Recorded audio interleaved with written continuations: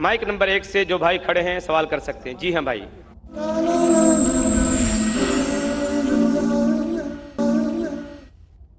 میرا نام مہیش مہتا ہے اور میں ریٹائرڈ پرسن ہوں. استنبول ترکی کی بات کرتا ہوں.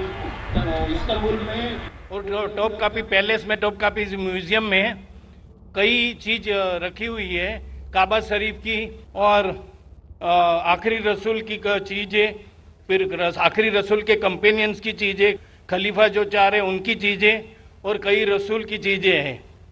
تو موسیٰ علیہ السلام، ابراہیم علیہ السلام، داؤد علیہ السلام اور یحییٰ علیہ السلام کا وہاں چیز رکھی گئی ہے.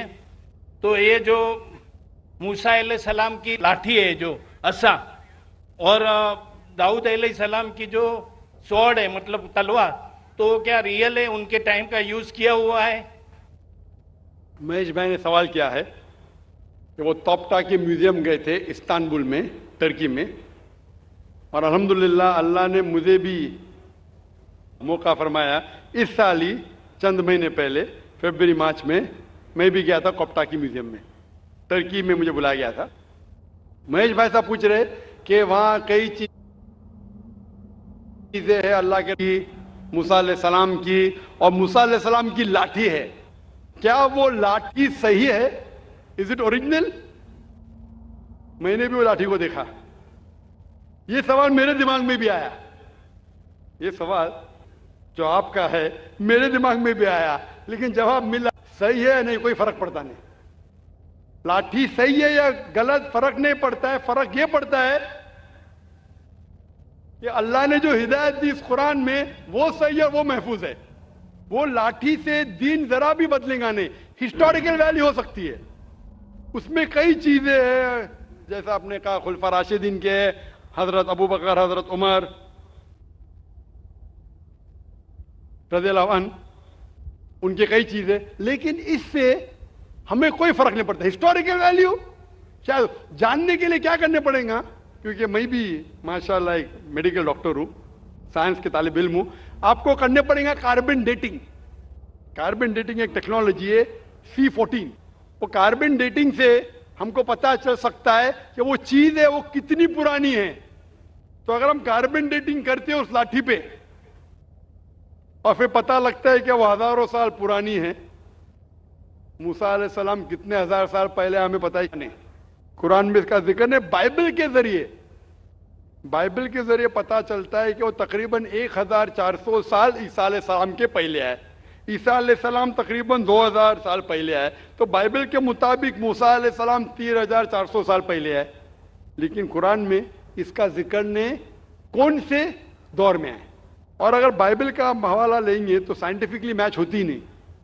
کبھی فلڈ آیا، کبھی ایجپٹ ہے، ان سائنٹیفک ہے.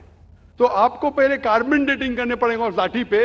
ان لوگ اجازت دیں گے کہ نہیں مجھے پتا نہیں. اس کاربن ڈیٹنگ کرنے کے بعد آپ کو پتا چلے گا کتنے سال. لیکن مجھے ابھی بھی نہیں پتا ایگزیکٹلی کتنے سال پہلے موسیٰ علیہ السلام آئے. لیکن ایز اے ہسٹوریکل ریکارڈ کوئی کرنا چاہتا کر سکتا، لیکن مجھے ایز اے مسلم میرے ایمان میں کوئی فرق نہیں پڑتا ہے.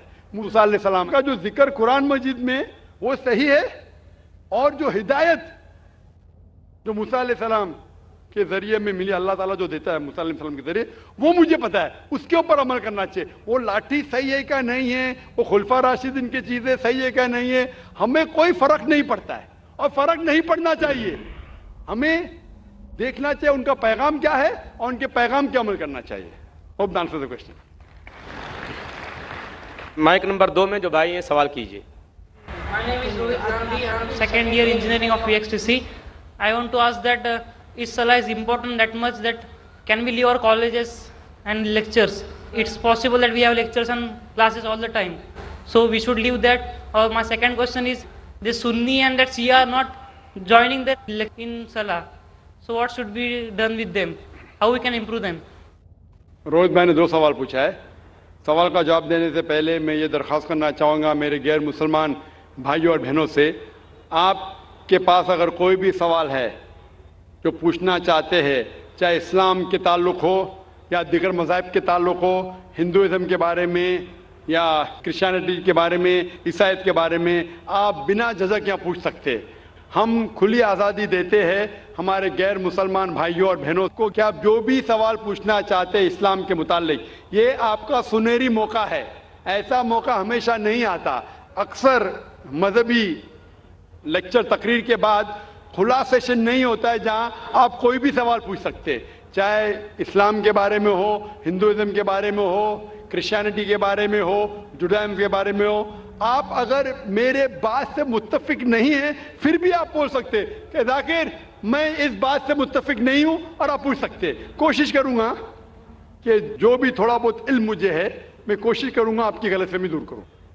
میں نے سوال پوچھا کہ ہمارے کالج میں لیکچرز ہوتے ہیں اور کیا ہم صلاح پڑھنے کے لیے لیکچر کو ترک کر سکتے ہیں، لیکچر کو چھوڑ سکتے ہیں؟ اور روہت بھائی نے کہا کہ وہ سیکنڈ ایئر انجینئرنگ میں ہے. میں آپ سے کہنا چاہتا ہوں کہ 20 سال پہلے میں بھی کالج میں تھا، 20 سال پہلے میں بھی کالج میں تھا، میں بھی اس دور سے گزرا.